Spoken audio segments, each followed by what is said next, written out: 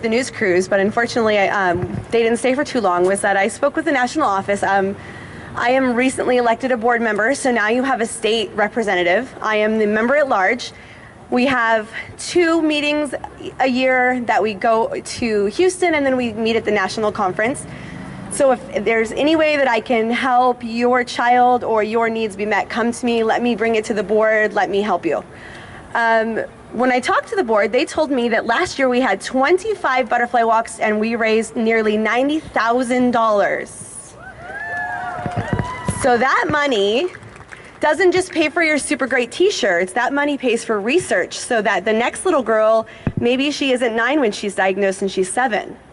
It pays for college scholarships, it pays for conference scholarships and all kinds of things like that. So thank you for being here, thank you for donating, thanks, because it really means a lot to all of us. On that note, now all the important stuff.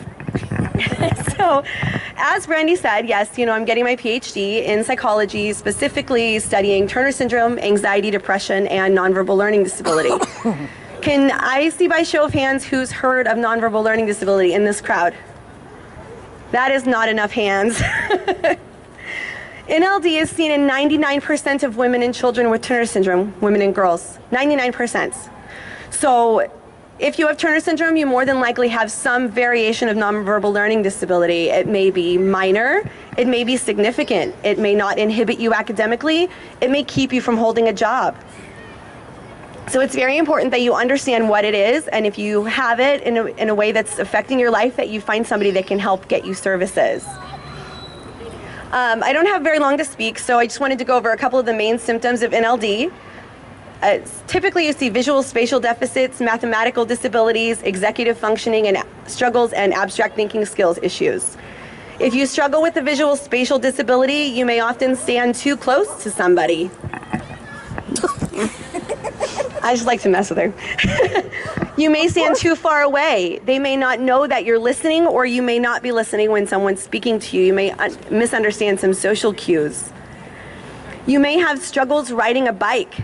Maybe not actually riding it, but learning how to ride on a sidewalk and not navigating through the crowd. This little girl right here, she's got it under control. She knows exactly how to ride her bike.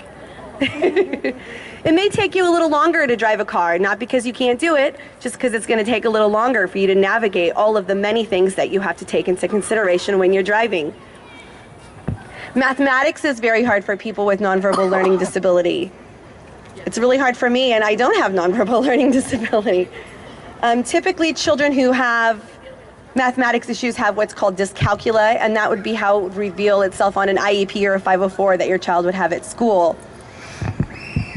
Executive functioning is very difficult to explain, but quickly I can say that it involves working memory, which is the memory that you hold right in your brain. So if somebody gives you their 7-digit phone number, it's those 7 digits that you're holding. You might struggle with abstract thinking, logical analysis, hypothesis testing, and cognitive abilities. Some of the struggles could be disorganization, such as your desk at work, your backpack, your bedroom. They may struggle following multi-step instructions. You may struggle with sitting still, working independently. If your child has executive functioning issues, you may have to remind them several times to put their shoes on and grab their backpack so you can go to school. You may have trouble managing your time or difficulty with multitasking as well. Individuals with NLD also often have some social struggles. This may reveal itself more in novel situations where they're not used to the people that they're talking to. Maybe they go to a new friend's house for a sleepover, or you get a new job and you're around new coworkers. You have to learn their patterns of speech, learn their nonverbal cues.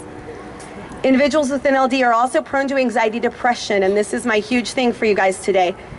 Anxiety can display even in the youngest of children, and if your child has any of these symptoms, I would encourage you to take them to a psychologist and have an evaluation. Even if you go once every 6 months, once a year, it will help you and you can monitor changes. The last thing I want to say, and probably the most important thing, is that NLD is only a set of deficits. Turner syndrome is only part of who you are. Turner syndrome doesn't define you, neither does nonverbal learning disability. You guys can look at my 14-year-old daughter. She's a musician, she's an artist, she's a cheerleader, she's a boyfriend, she's great friends, she's a great person. Turner syndrome doesn't make her anything other than awesome. And so all of you ladies and all of you little girls, remember not to be defined by who you are, but remember to be proud and be strong. Thank you guys.